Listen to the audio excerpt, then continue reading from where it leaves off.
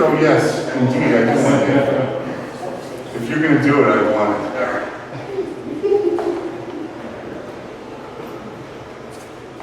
Or do you have an intro? No, not prepared. Well, we got Mr. Nichols script right here if you really want to read his whole history, but he played music since the early 60s. Yeah. Had a garage band called Chosen Few here in Chicago, and then embarked on a pretty amazing solo career.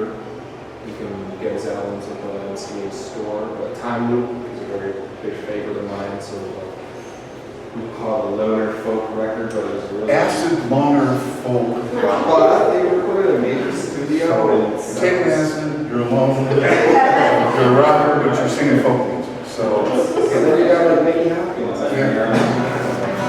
Crazy. Pete Sears from Starship on him. Very crazy. Such a cool. So, I'm very honored to have him play a rare Chicago release. So, thanks for coming.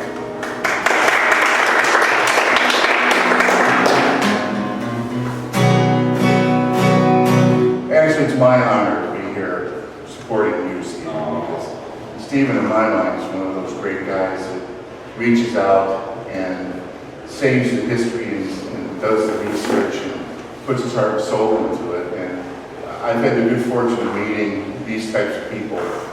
They pop up through the internet all the time. And actually, that's how I found him. I was Googling something that I put up, and I found that he had a radio show about me, and that there was something else going on. I was like, where are these people? How did they find me? But anyway, as Steve said, I grew up in Wilmette, had a rock and roll band called the Chosen Few.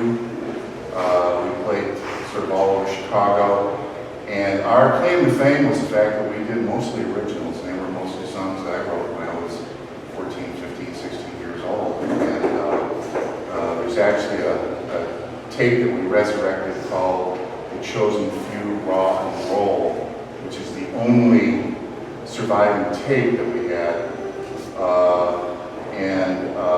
Oddly enough, Bill Bradley was our engineer, and Bill was a good friend of mine. He went on to be the top engineer here at Universal, and he went on to run Madonna's record company. So, you know, life is stranger than fiction. But after The Chosen Few, you know, I went off to college. I landed in Kansas City, and in order to put myself through school, I played coffee houses. And I was, quote, discovered one night in a Kansas City coffee house called Vanguard by a gentleman named Neil Bogart. And he was sort of the Clyde Davis and Neil Bogart were sort of the two hip guys back then. So for some reason he liked my material, and he signed me to a record deal, and that sort of kicked off a 12-year touring career, touring with the Airplane, Jethro Tull, and Ronstadt, John Denver, God bless his soul, Poco, B.B. King, John Lee Hooker, George Carlin, Steve Martin, Richard Pryor. The list goes on and on and on. So, but when I was kind of a folkie in Chicago, you know, my compatriots at the time were Steve Goodman. I ran around Steve, and John Prine, those types of guys. So what I'm going to do is I'm going to do a few songs from the early CD, Time Loop, which was the very first one, and then kind of march our way up to